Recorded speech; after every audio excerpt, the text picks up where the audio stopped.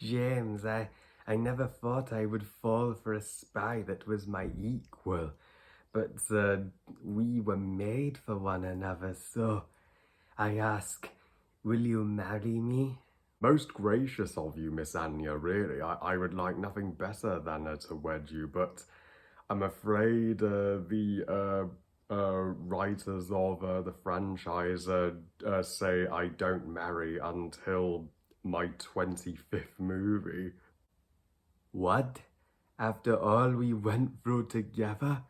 We were willing to die for one another. Or, you know what, just fuck you, 007. And why am I even sleeping with somebody who murdered my former lover anyway? You know what, I wish he was still here right now. Whoa, whoa, Miss Anya, please, please take it easy.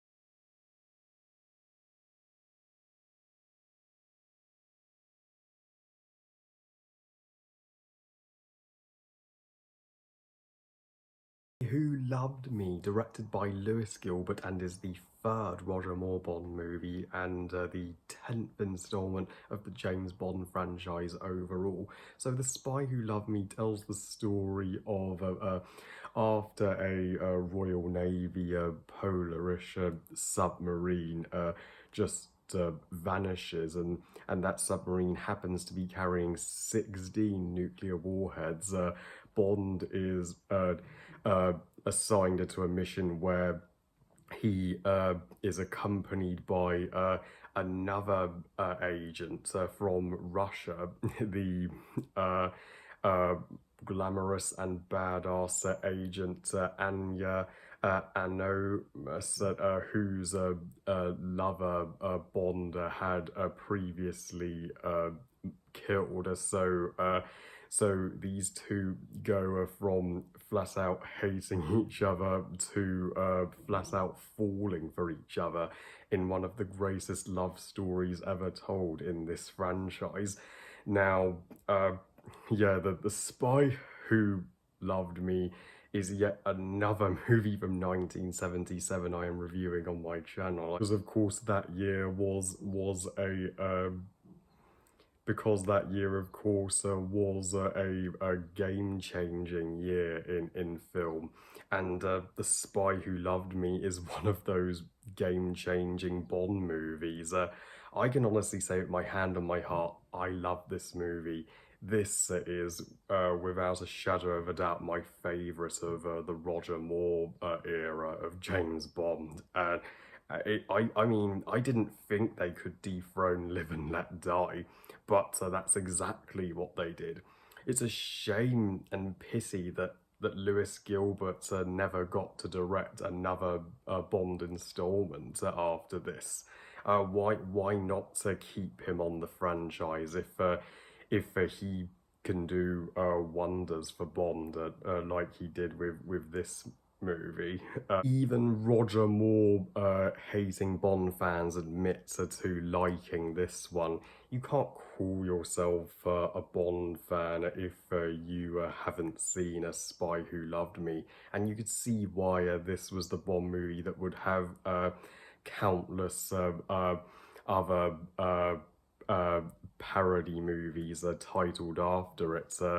Austin Powers' The Spy Who Shagged Me, and 2018's The Spy Who Dumped Me, which is quite underrated, I must say. Yeah, and what makes The Spy Who Loved Me the most one of the most celebrated Bond movies of all time is that it's not just another spy thriller like your typical Bond. It's a love story. the love story here is far more focused on than it ever has been before in the franchise, and Anya, played by Barbara Batcher, she is uh, the queen bee of the Roger Moore Bond girls.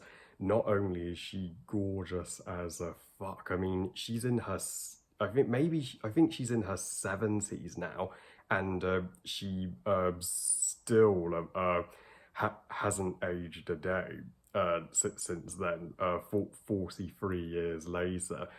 But Anya is she is another spy like Bond. I mean, but Bond has never dated another agent before. She has Bond's brains. She has Bond's moves, and like Bond, she has suffered great losses in her time as an agent. Like the loss of her lover. She is initially reluctant to work with Bond, of course, after he's responsible for the death of her lover. So, at first she just wants to punch him right in the balls. But yeah, but then she does gradually grow to see that Bond may be a better and more suited lover for her than her former lover ever was, because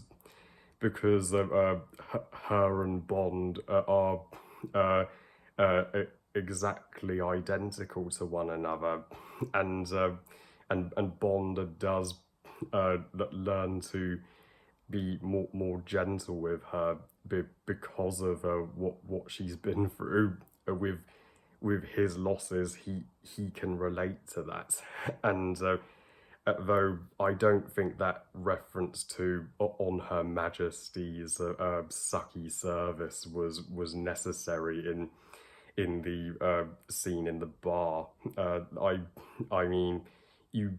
Why, of all the Bond movies they could have referenced, why did they have to mention that? But oh well. Uh, but so yeah, Roger Moore, he may be at his very best in this movie, because he he gets uh, he gets to showcase his more romantic side. He's far more tender with Anya than he is with any of the previous Bond girls. This is the beauty and the beast of James Bond. I have not seen any other Bond movie take this much time to uh, flesh out the love story between Bond and the leading Bond girl. And this is one of maybe the only time in the series where the henchman feels more like the primary antagonist than the actual main antagonist. Jaws, played by Richard Keel. Jaws would be my second favourite James Bond henchman of them all, being topped only by Mr. Hinks from Spectre. But Jaws is a living tank, seriously. I mean, all of the best action scenes in this movie come from the scenes with Jaws. He can wrestle a shark. And of course, this movie was released exactly 2 years after Spielberg's Jaws.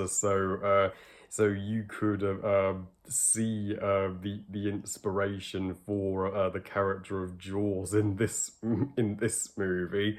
He can tear off the door of a steel truck like it's made of plastic, and yeah, and he gives Bond hell of a beating whenever he Bond and Anya do come into conflicts. And Anya's not a Bond girl that waits to be rescued by Bond. Hell no, no. She dives in head first into the action, and she gets her shit done for herself, as she even has the balls to pull a gun out on Jaws and tells him to stay there while she picks up something in the fight scene in Egypt. Spy Who Loved Me can The Spy Who Loved Me The Spy Who Loved Me nicely combines original locations with classic locations in the Bond formula. Not only do we get to go to Egypt in Cairo with the pyramids and the Sphinx, but also we go back to the ocean and the submarine storylines that are like similar to Thunderball, though the submarine and nuclear part of the plot would be the least engaging part of it. So you care about the love story far more. That is the reason you are watching this movie.